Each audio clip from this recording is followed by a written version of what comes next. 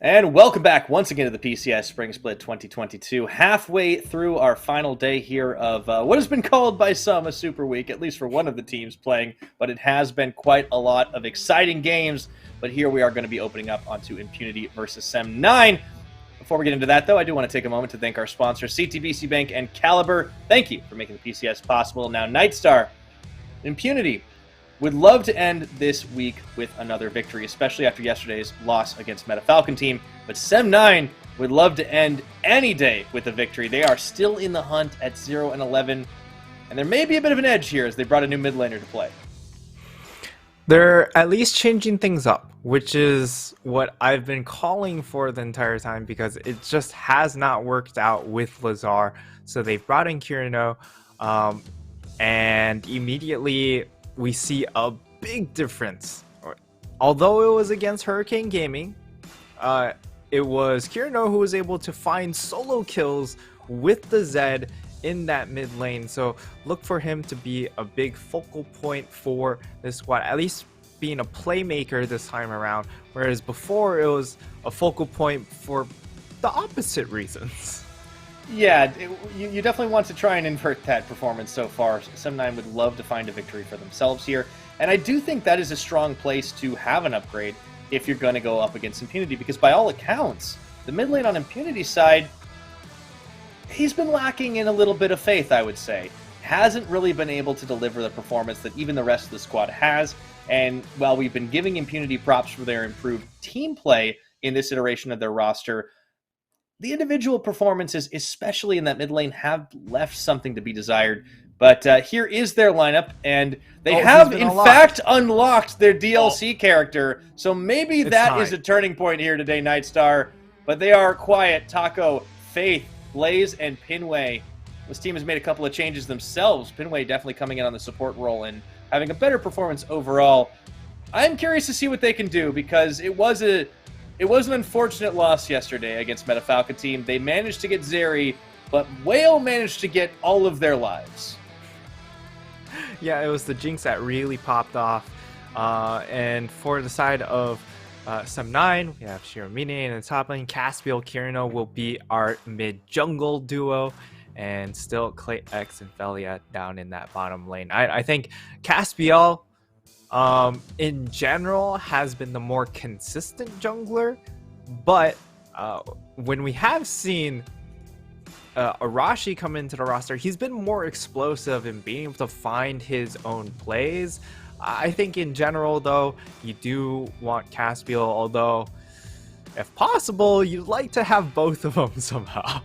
Yeah, it would be great. I mean, they're going to have to role swap somebody if you want to. But for Caspiel this game, we will be comparing him against Taco, who has had a pretty solid start to the split himself. I think we've seen some impressive performances. Also, another player who's played as Zed. We have both Zed players in this game, actually, even though it's a mid on one side and a jungle on the other. But when Caspiel has been able to play, you talk about consistency. He's involved for more of the kills. He is a little bit more efficient on his damage and gold. I think it may be a little unfair because he's played less games, so the stats obviously flip a little bit. But at the same time, I think these are somewhat comparable junglers. Hey, at the very least, like, it's not like Caspiel has won a game to help boost his stats, you know? So, yeah, that's true. You know, he's being very efficient with less. So we'll see how Pick and Ban ends up turning out here to really set the tone. Zeri but blue it side, will be okay. Zeri being banned away from Impunity. Blaze just... apparently he doesn't want that. But it does mean Gwen left available, and that instantly gets locked in. Alright, Quiet's played at least one Gwen game in this split already. Hasn't got a win on it, unfortunately. But Sem9 will go ahead and opt into grabbing the Jinx for Clax. See if they round out their bot lane, do something different. A lot of mid bans as well. The Ahri, the LeBlanc, both thrown at Faith. And they'll actually opt to lock in the Akali. This is something we've actually seen top from Quiet. I wonder if Shiro is going to grab it or if this is more of a Carino champion. Yeah, this should be very exciting. I love the opening coming in from Sem9. Plenty of power coming through, but Impunity, they go ahead, lock in that Hecarim, and it will be the rise. So yeah, Faith played. Yeah, has definitely put in a lot of Rise games. Also fits very well with a champion like Hecarim, so it's very run forward style here. And this is Ooh, a really nice Hecarim pick counter. because I like the Trundle. I mean, they have a lot of move speed, but they can't just get around a pillar very easily. That goes for Rise, it goes for Hecarim. You have to expend either your ultimate It goes for abilities Gwen too. from the Hecarim or the Rise to get past it. And for, even a Gwen, she has to use her dash to get past that pillar. So this is a very intelligent pick. We'll see how the rest of the draft pans out to see if this goes into either the jungle or the support role. Still has some flexibility there, but I expect this to go into the hands of Caspiel. Yeah, now this is something I actually saw earlier today in the LCS that Trundle was used to kind of counter out more of a Hecarim or a champion that could really do that damage. I think it was actually a Xin Zhao. I'm thinking of the EG game Inspired. A little spoiler for those of you who may not have been able to watch it. But in the second phase of bans, we see bot lane being the focus. The Ziggs ban away from Blaze, one of the few players to still really prioritize this. And a pair of supports, the Kench and the Nautilus, will both be benched. We'll see what Philia answers with here. And as the Leona has been left up, that does seem like a no-brainer. Okay, so they lock in the Leona. It's slightly counterintuitive to what the Trundle wants to do here. And I think Impunity are perfectly fine leaving it up because they saw yesterday's game. Felia on that Leona had very questionable engages, is putting it kindly here. Yeah. As he would end up overextending himself to find engages, and he was just way too far ahead from his team. We'll see if that remains to be the case in this game. As Impunity, they'll go ahead, lock in their bot lane. Honestly, I would have been much more comfortable with something like a Braum for the side of Sem9 because of how much dive threat is on Impunity. If you throw down a Braum, that's so much synergy with the Trundle, and it shuts out Impunity completely. But it will go into the hands of Impunity. And on the flip side, like for Impunity, this Braum pick doesn't seem to make as much sense because you're playing against Trundle, but the Kennen helps out in that regard because the Braum will be able to stymie the Kennen. That's true. They opt into it, though. Shiramine on the Kennen this time around. So an interesting combination of champions on the Sem9 side of things, and clearly prioritizing a little bit of comfort in the hands of Philia on that Leona. For Impunity, a lot of power, a lot of move speed. If only they can maneuver around the Trundle pillar. Of course, Blaze also on Aphelios. I believe only his second Aphelios game, as he's much preferred the Jinx side of the matchup. And it wasn't banned away from him, even though there was an opportunity there for Sem9 to do it. They decided that the Ziggs was more of a threat. So a bit of an interesting pick and ban phase. I am curious to see how it shakes out. Yeah, I will have to say that because of how Sem9 followed up their draft after the Trundle pick, it does feel like the Trundle ends up being a bit out of place because of the rest of the composition wants to dive past his own Trundle pillar, which means the only person the only people he's harming is probably just going to be Trundle and Jinx.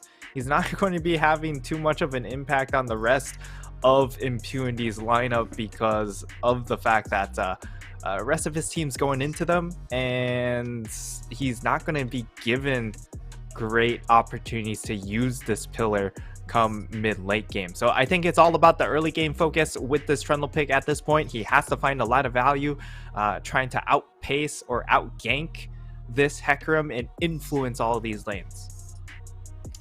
He's got his work cut out for him. We'll see if Taco's able to do it.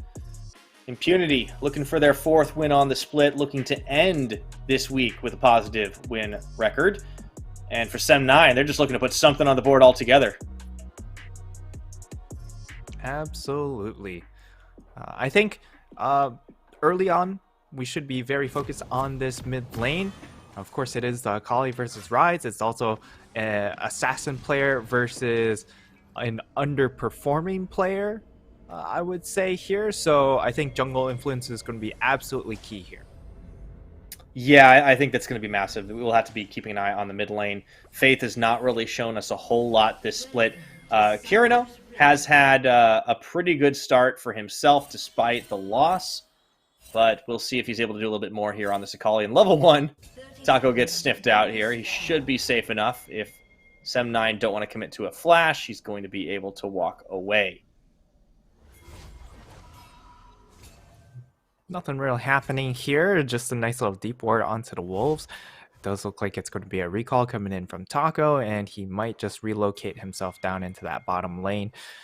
I would assume he also swapped for a red trinket, so it might be that he just wants to go back into that top side and just clear out that ward, as we're not going to get anything too particular here when it comes to late invades, and it should be pretty standard. Yeah, ooh.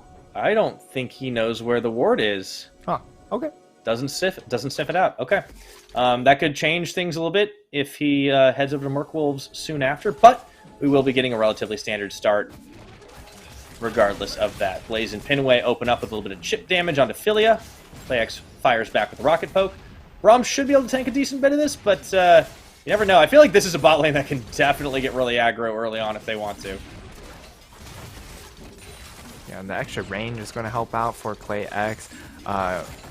As the Jinx, honestly, they have a lot of kill threat. If they just go ahead, shove this wave, get level 2 with this Leona, you can just try and insta-pop the Aphelios, and that's why Aphelios has gone for the cleanse. We're starting to see a little bit more diversity when it comes to AD carry summoners, which is great, because I don't think heal is necessarily the strongest option for AD carries in that manner. Not all the time, yeah. Pinway, of course, with the exhaust on Braum too, so you can see the priority is a little bit more defensive on the impunity side, whereas PlayX and Philia, they want to get the kills. They want the bloodshed. That is indeed very true. And okay. Now that you have hit level 2, of course, being able to match the levels, that's when Braum's really able to start flexing his own muscles against the Leona. If Leona ever goes in, it's really almost a death sentence, especially since it is Glacial Augment, which is very focused on getting picks.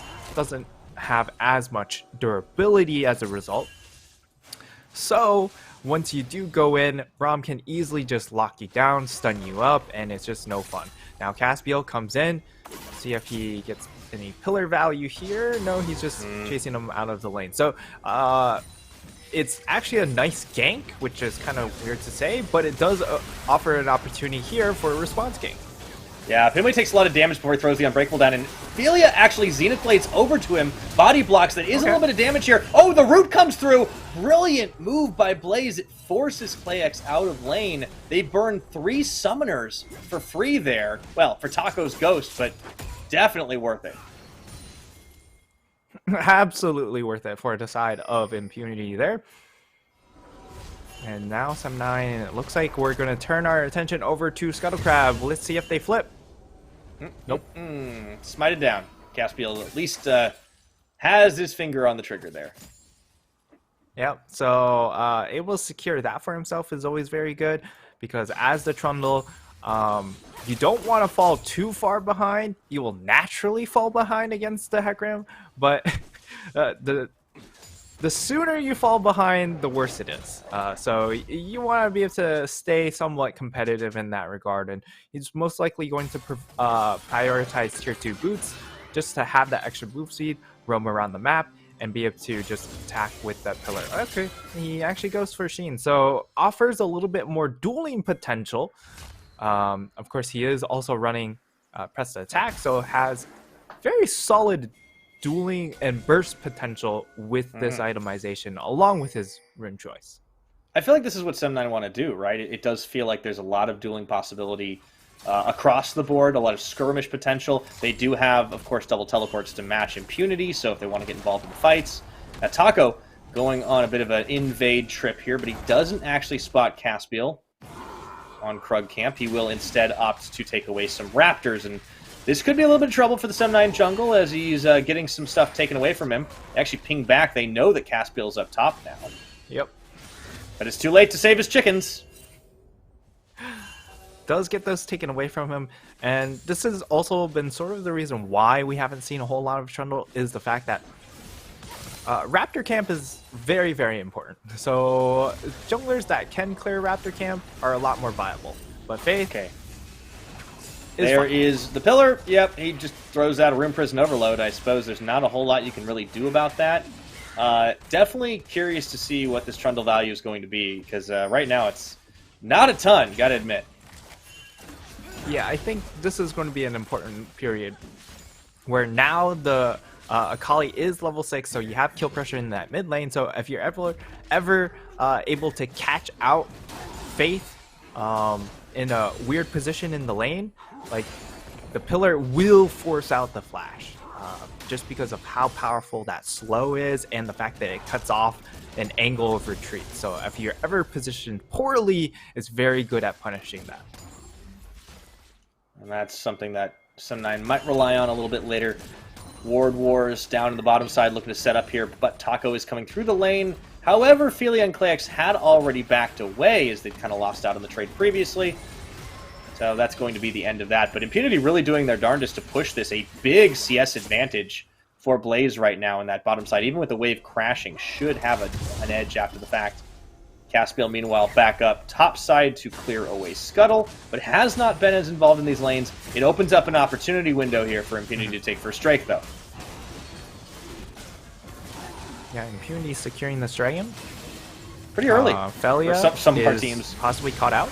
Oh, yeah, he is. That's going to be a root down on the rise. Felia might be able to tank through a bit of this. He does walk away, and Clayx actually takes down Pinway, and he has got so much damage on these rockets. He can't get any more, though. Woo! Way to make lemonade out of lemons. Absolutely. Felia gets caught out, but it ends up being okay. Okay, burn heal. Okay. Oh, no! Oh, the chakram! You gotta be kidding me, Blaze. Wow. That was some chakram damage. Yeah, for real. He's only hit like 2 years. He still has 198 to go. Felias can do damage at any point in the game, it turns out. But yeah, Blaze, way to get one back. So now evened up on AD carry kills. Oh, that's an ultimate down. Yeah, we'll check up in that top side. You see Shiramine was forced to spend his Slicing Maelstrom to get quiet off there. Has a pretty decent CS lead at the moment, but I mean, that's really all you can say for it. Been a bit of a quiet top side. Pun intended. Yeah. I mean, the whole purpose of the Kennen into the Gwen matchup is that it holds it down in lane, and if Quiet ever jumps in, of course, even with that miss, the ultimate will still work. So at the very least, you're able to lock down the Gwen in her own mist. But slowly but surely, you will get outscaled by the Gwen. We've seen it a number of times in the PCS early on in last split. And so we know how this matchup kind of goes. It really just comes down to Shiramine when it comes to these later game team fights. Can he find that angle of approach and get a multi-man ultimate on the backline? Yeah, he's going to be looking for those classic highlight reel Smeb moments, right? We'll see if he can pull it off. But this team, they have a lot of fighting power. They have a lot of dueling power. But I am curious how their 5v5 is actually going to go with a number of assassins. A little bit oddball, but Sum9 are bringing some experimentation, and I do like to see it. Meanwhile, down on the bot, it's Blaze and Pinway's turn to get pushed in just a little bit. But Blaze does have a level advantage over the likes of Clayx, even if he doesn't have any summoners. Caspiel continues to not really be involved in any of the ganks or counter jungles. Yeah. I'm wondering about this Trundle pick now. I mean, is it just going to be a pillar bot? At the very least, it will help Clayx shred through Taco come mid game when Hecarim jumps in with that ultimate. You'll be able to strip away those extra resistances. So it'll help Clayx be able to chew through this front to back approach. However, at the same time, like, it really only helps out Clayx. Again, you're kind of playing a 2-man and a 3-man squad with the Sum9 draft, and the fact that Shiramine, Kirino, Felia are all looking to play together, and then it's kind of Caspiel and Clayx left on a bit of an island when it comes to these team fights. Yeah, tricky to pull off at the best of times, and for Sem9, not giving themselves any easy opportunities. Still looking for that first win of the split for them, and you don't want to end up being the team that goes winless at the end of it all. It was a rough start for the Malaysian representatives, continues to be so, but they have kept pace with impunity this game, and that is worth something. Even if they lost out on a lead by Blaze just honestly stepping up to the plate big time. Straight up 2v2. Mm-hmm. Yeah, and the leads, I mean, the gold is pretty even right here. And when it comes to scaling, it almost feels relatively even, right? Because you have Gwen on the one side, and yes, it's a low-range competition, but Sem9, they don't have necessarily the best tools to punish the slow range. Now it's just the gank up top lane. He's good. Oh, and he can't. Onslaught of Shadows. That was close. It was a nice try from Shiromene to make the escape, but it will be the kill picked up there, and this time for Faith. Yeah, really nice roam timing coming in from Impunity. They just make that very easily, and Shiromene just one step too far. Tries to get out with the TP, but because he dies with that attempt, it means that he gets even more punished, because now he can't come back to lane. Yeah, it feels bad, man, but it is going to be Plate City here for Impunity. Taco and Quiet just going to go ahead and charge up more. They should be able to get first brick off this too with Shelly coming up. So really nice turn on the objective play. This is something we've been giving Impunity credit for, is they do have solid team decision making. It's been micro mistakes that we can criticize from them, a reason why their win score isn't as high. Individual skill level definitely could still improve, but when they make calls, when they make plays, they go in together, and that is step one of successful League of Legends. Yeah, this team has been very good at moving around the map, which is really impressive to see, given that even some of our top teams have struggled with their map movements. But Sem9 do find an answer at the very least. They'll be able to take this second dragon, and it will be Inferno Soul on the table here. So Spicy. Inferno Dragon will be a lot of fun, because it gives you a lot of open spaces that actually makes things a little bit easier for Sem9. With how limited this Jinx could possibly be when it comes to getting dove upon. But it also means you get a little bit less impact coming in from these Trundle Pillars, and it makes it easier for you to get out of these slicing maelstroms. Yeah, so there's a little bit of a flip side there. We saw a little bit of trading down over at the Tri-Brush. Clayx is living very dangerously right now. He's got the Gale Force, but no boots. I do like a man who prioritizes his damage. At least he gets a little bit of utility in that fashion, but he is most certainly going to need the boots, as otherwise he's just going to get run down like what could possibly just happen right here. Yeah, Blaze steps up. They already know that something is up. Going to bring Kurino down, actually, so this could end up being potentially a 3v4, but but better positioning from Sem9, and Impunity are a little bit spooked here. It's a plate, but nothing more. They don't overforce, which I can certainly appreciate in that regard. And Impunity, I mean, they still have...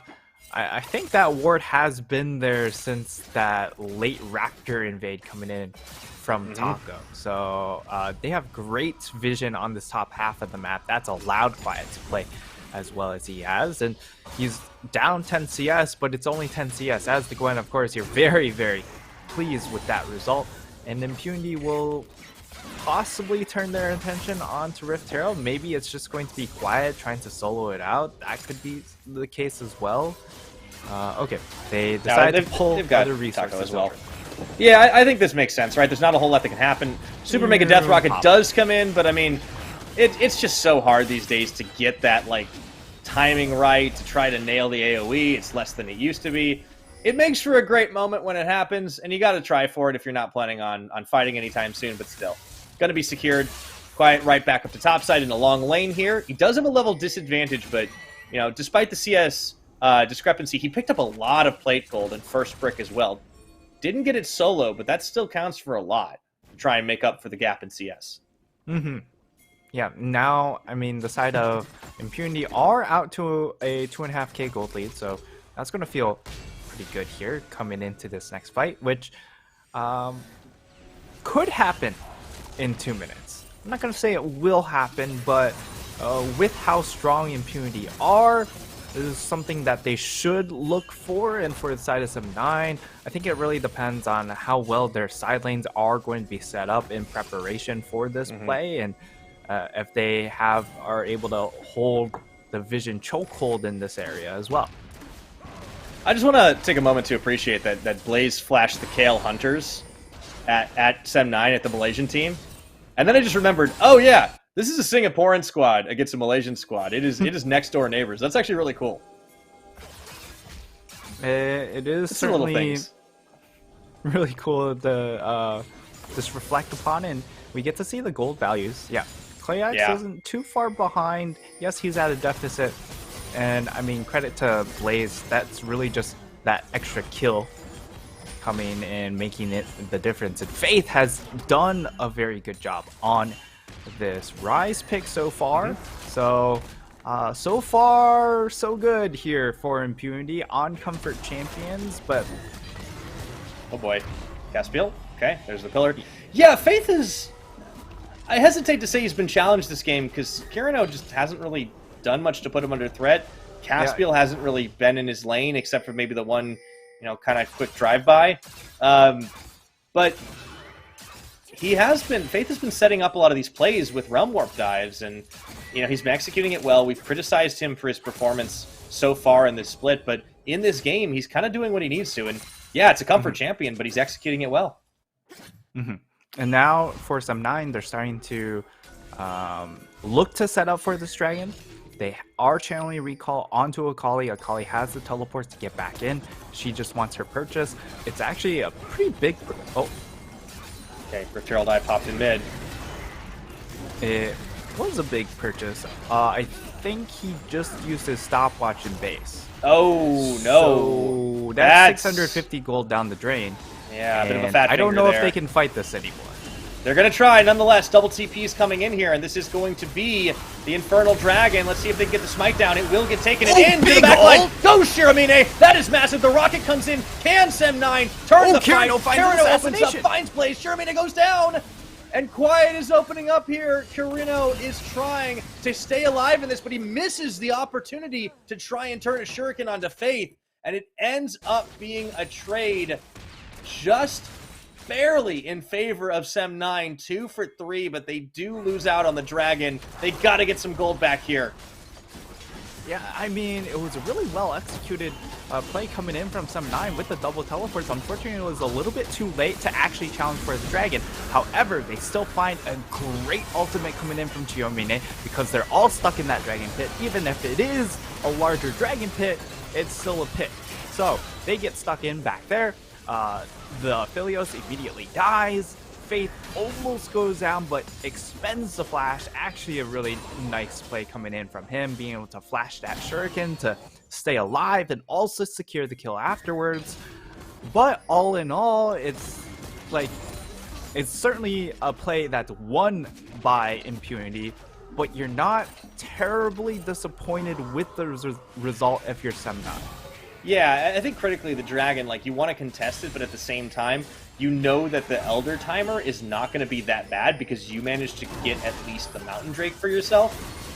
I think Shiramine had such a brilliant ultimate in that, and Kirino did what he needed to by zoning and taking out Blaze. Even though he ends up dying a little bit later, that's fine. Sem9 are going to try and get away here.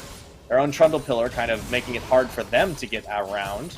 But yeah, really good fighting potential from this very scrappy squad. I can only imagine what that fight would have looked like if there was that stopwatch on the Akali. I feel like that would have just been a hard snowball, but now Shiramine is in deep doo-doo. Yeah, that's a technical term right there. And Gwen looking for the cutoff here. Doesn't matter if you got a Slicing Maelstrom, buddy. I don't think the team cares. Onslaught of Shadows after the rocket belt popped, and Taco is going to claim his life. Yeah, expensive. A lot used to try and secure the kill, but it is going to be overall a free kill because there's really not a whole lot answer to come back with. Yes, they get this tower, but it is just a tier 1. Like, it's kind of just chump change at this point.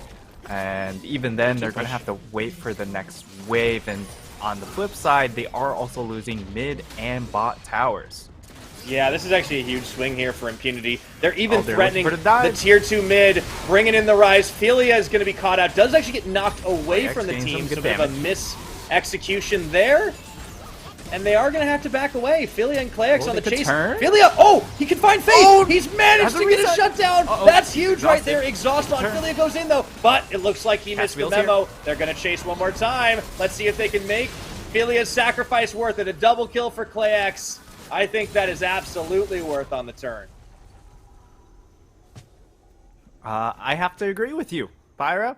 They get themselves 2 kills for their Jinx. Now they're actually turning their attention over to the Baron. This might be a little bit too early, a little bit too over-eager. We'll see how this play turns out. Faith and Blazer because teleport's now coming in. This could end up in disaster.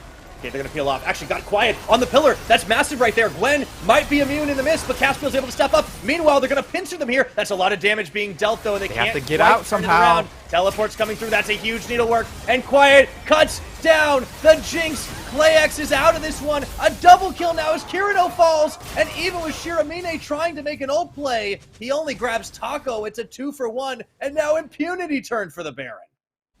Except for the fact that Impunity did lose their jungler, so they can't actually go for that play, Pyra. I'm trolling. But they were too low. At the same time, like, Step9 have done enough to slow this game down, but Impunity still able to maintain a lead. So it's really tit for tat for the most part, and it's just going to come down to one big dominating fight to really decide the game, because so far it's been relatively even trades even when we do have team fights.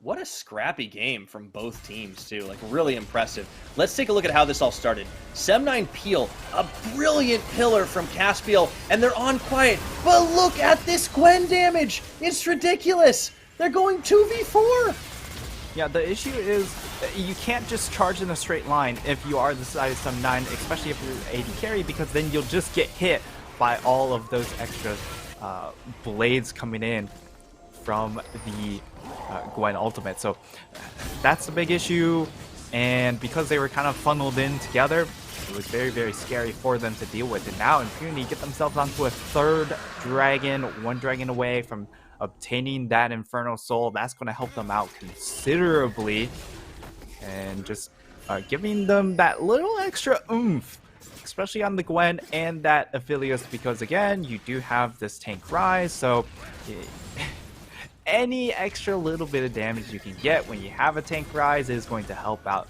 immensely. Oh yeah, you are going to want to make that happen. Gold lead has been in Impunity's favor, not grown a whole lot, but the Dragons are going to make up quite a lot of difference as both these teams continue to trade back and forth. Tit for tat, certainly the name of the game, as Sem9 are looking for a fight here. It's 4v4, with both Shiramine and Faith not in the picture, but Teleport as well as Realm Warper is available, so this could turn very easily. No objective to fight over unless you consider Baron, which is always a possibility, but I don't think Impunity want it. They are the team in much better position to try and start. Sem9 taking a much more defensive position right now, as they kind of lick their wounds a little bit off that last one. And yeah, it really is back and forth. The gold doesn't tell much of a story this game. Yeah, and I mean, at the same time, you look at who's really behind, and you're looking at Caspiel, Ophelia. Trundle, at this point in the game, even though his build is saying that he wants to be a bruiser, he's essentially a support. It's just how the champion works. And at the very least, like, he makes up for his gold deficit by pressing ult onto a champion that has a lot of gold in them, because he then steals away their stats. Yeah, I mean, it's helpful. So he's essentially robbing them of their gold. Yeah, I mean, it works out. This is, it's like the old story with the troll under the bridge. You got to pay the toll, right? Exactly. And the toll is all of your stats for about, what, 10 seconds? Something like that. Yeah. But Taco doesn't care about that because he's just too fast. He can just run across the bridge quicker. This is how it works. This is fourth game pyrotechnics, yes. Everybody. I am making these connections. It is the ancient aliens of shoutcasting at this point. It's D&D Dungeon Master. Yeah. Pyrotechnics at it. Oh, well, coming thank you up very with much. Our story right there. But yeah. Well, it's the roll the dice that really decided, and I think Sem9 and Impunity have really been happy to roll those dice. Yeah, it seems like Sem9, they've had these fights, these really crazy fights they've been able to force, but they're kind of cowed for the time being. It seems that there's a bit of an item deficit to play with. They're just saying, hey, we'll just bet it all on this next dragon fight. 2 minutes from now, it's going to be that Infernal Soul. We're not going to do a whole lot until then. Hopefully we don't get picked. You have a decent amount of defensive vision. Hopefully Felia doesn't overstep his bounds and get caught out. That would be extremely detrimental. And maybe, just maybe, you also look to contest around this Baron buff. You do have double stopwatch now completed. Very important that Kirino has the Zanya's Hourglass to make up for the fact that he didn't have that stopwatch. Yeah! And maybe that's the difference maker. Well, everybody is getting involved in the Baron. Caspiel does get tagged by the Winter Spite. Baron down to half HP with really just 2 on. Impunity, they don't necessarily want the fight. Shiro is waiting in the base for the teleport, but there are no deep wards here, so he would have to come from in front. Oh, Taco finds an isolated Clayx, and that could be the difference. Teleport coming a little bit late here. You see Clayx actually managing to get out of danger, but he is also out of this fight. Sem9 do not want this, and they will back off without casualties. But they do force out the teleport coming in from this cannon. That is a big cooldown. However, still flashes available on everyone on the side of Sem9. That means they engage onto Clayx, he can still get out, but it looks like they're trying to split their attention. Going to mid and also starting out this Baron.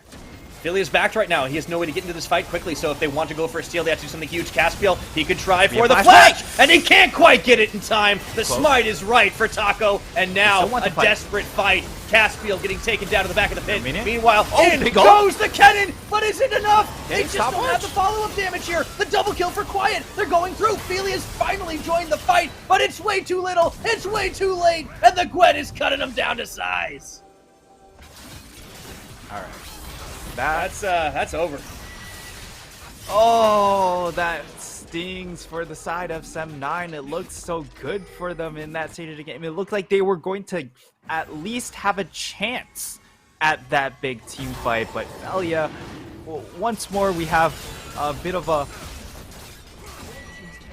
wonky Leona mistake here. We've had it earlier today with Koala walking way too far out, gets chunked out immensely and snowballs the game a little bit in that regard. But this time around, it's Felia just going for a recall, and that means they don't have their big engage champion to really facilitate the fight. As we get to see the replay, you see that Felia's just out of the base right now, and Caspiel's already dead. So it's rough. I mean, that was a brilliant Shiro ult. It's just there's no follow-up damage. Clayx has no mana. Then yeah, he gets the Zenith Blade, doesn't even land it. He should have not even walked into the fight at this point. Yeah. Oof. It's a roll. Oh, this part's just gratuitous. We don't need to watch this. Cut away. Cut away! My eyes. Yeah, so massive lead. Dragon now they have Soul. Infernal Soul, so yeah. This game gets infinitely harder. But if Impunity don't straight up end and it gives an opportunity for an Elder fight, there is still that possibility, because we might be able to get that that Zanya's Hourglass onto the cannon. But as it stands now, he doesn't have a stopwatch, which means his ults are going to have to be a lot more conservative. He also doesn't have flash, which means his ults are just naturally also going to be more conservative. Okay, there's the onslaught of shadows here. Taco goes in a little bit early. Look at Quiet, so huge. Even though they went far, they went deep. They're so far ahead, it doesn't seem to matter. Quiet does get shut down by Caspiel, but At what cost? They lose Clayx, they lose Shiramine, and with the Baron push on 4, that is plenty to charge into this base, Nightstar. Yep, they don't have any wave clear because the Jinx is dead and they are running that Akali. So it has to be some sort of big play. They have to just call for a dive onto this Aphelios. And if they can kill the Aphelios, this game might go on. Kirino in the Shroud looking for it. Oh no, Philia gets caught, rooted, and taken out. Now it's a 4v2 to try and stand guard on the Nexus. Clayx is about to come up, but there's already one Nexus turret down. They work on the second. Caspiel and Kirino can't really do much. This is Super Mega Death Rocket comes through. Taco low, but that's not who you need to target right now. And those Flame Choppers maybe do enough to help take down Pinway. Blaze is going to go golden, but Faith and Taco are still strong, and Clayx just doesn't have the damage. That's going to be at his Impunity. Claim their 4th win on the split. Quadra kill going into the hands of Blaze at the very end. 8-3-3 on the Aphelios, and well played coming in from Impunity and the side of Sum9. Like, they didn't lose the game quickly, but it felt like there was always opportunities, but they never took advantage of those opportunities. And when it counted, just some very clear misreads of the map and mistakes. I mean, Philia on that back cost so much on Sem9, and they still tried to go in. I mean, Caspiel, I think it was a bit of a weird flex on the Trundle draft. He had a couple of good pillars in that game, but you're right, he kind of turned into a second support there, and it just wasn't enough. Impunity's teamwork definitely won out the day, and it was just superior. So getting themselves 4 wins so far on the split, I don't think that necessarily reflects how strong this team is, but positive momentum as they get another win to close out this week. They'll be happy with that. And the big thing is Sem9 continues to be winless. I was gonna. They look a little lost at times too. I mean, yeah. It's 0-12 is a rough start no matter who you are. I do like what I'm seeing out of Kirino, but he kind of didn't. He didn't have that much impact, and I wonder if the Akali priority was a bit of a misread on the game. I mean, again, if he had stopwatch for that dragon fight looks completely different. But the fact that he immediately he farms up those extra minions just so he can get that stopwatch for that fight, and then right before. Immediately as he walks out of the base, he uses the stopwatch, which is like, that feels like it's game over. That one mistake. Oh man, you just have to feel for him, because it was really set up for him to succeed. Like, that fight looked good to a certain degree. If he had stopwatch, that fight would have looked a lot better, and this game script would have been completely different. Yeah, and I really like that Sem9 were able to scrap quite a lot, but they just started to get a little bit too desperate in those situations where they were falling further and further behind in the gold. Kirino has now shown us 2 assassins, and I do think he's found some comfort level in this squad, and he's definitely brought a little bit more than Lazar, so I do think this is likely to be Sem9's final form, unless they bring new players in, I guess, after the fact. I mean, maybe Caspiel and Arashi. Yeah, it might as well try a few iterations. I don't think this was on Caspiel. I think it was on the champion he picked. I'm not really sure about that Trundle call. Like I said, a good pillar, but then they kind of lined up for the Gwen needle work. It does seem like the micro decisions are a little scuffed in some of these. And you can talk about team comms. You can talk about what this squad is trying to accomplish, because it's hard to say at times. There are some very head-scratcher kind of decisions, as Clement might say. But they do, when they choose to fight, they do scrap it out pretty well, and that's cool. It's just unfortunate they can't really string a whole lot of good map plays together. And this would have been, I would say, their best opportunity against, I would say against Hurricane Gaming. It's a good shot because Hurricane Gaming doesn't necessarily know what it wants to do on the map, so they're about as lost as Sem9. But against both MFT and Impunity, mechanically, they're able to somewhat keep up with these 2 teams. So I think, yes, there's still an opportunity against MFT, but you can't go anywhere with only one win to your name. So you need upsets against the top 5, which is it's not easy to do. There's a lot of skill up there, and I feel for these teams that are still trying to scrape wins together. I think Impunity is probably the team that is breaking out of the pack at most. I think them and MFT, maybe Frank Esports, those are going to be the squads that are fighting it out for, they're probably playoff squads, if we're honest, right? I mean, it's a little early to say, but I think like we're looking at like our bottom 2 are probably at this point Hurricane and Sem9. And it's all about improving pole position for the rest, right? Trying to make a name for yourself, especially for some of these newer squads. For the side of Impunity, they are no stranger to the PCS, but they do have some new players. They've shored up some weaknesses, at least on a handful of champions. I was very impressed by Faith today, and that is not something I have said very often this split. So maybe he can get his rise and play and make the plays and do well. Kirino wasn't as much of a threat in lane, admittedly, but we'll see. And there is our damage score across the board. Impunity, solid game from them. Pretty scrappy. I wouldn't necessarily call it clean, but they took advantage of the mistakes Sem9 made, and that was all they needed to do. Yeah, it was a relatively clean game from the side of Impunity. Yes, there were some mistakes, but this is kind of what we expect out of this team, who are lacking a little bit when it comes to dealing with fights themselves, but ultimately notch that win. And for the side of Sem9, I would have liked for them to play a little bit more around this Jinx. Like the Leona just doesn't cut it. I also don't know if Clayx and Philly are on the same page, right? But enough about that. Quiet is the one who earns the MVP. Startup in that top side definitely seemed like it was pretty chill, but once he started joining the fights, had some serious Gwen outplays, continuing to demonstrate why this champion demands so much priority in our league. Really good play from Quiet, outplayed in 2v4 situations, did have it lined up for him, but played around his mist incredibly well, and even when he was in danger of being dove, I really liked what I was seeing from him. Yeah, I agree. Quiet had a very, very good game on the Gwen, also packing in almost 33%, so almost a third of his team's damage. So hefting a pretty solid damage load in that game for his squad. Always the case when you have a Rise mid. But at the very least, you can play Rise mid when you do have something like a Gwen top.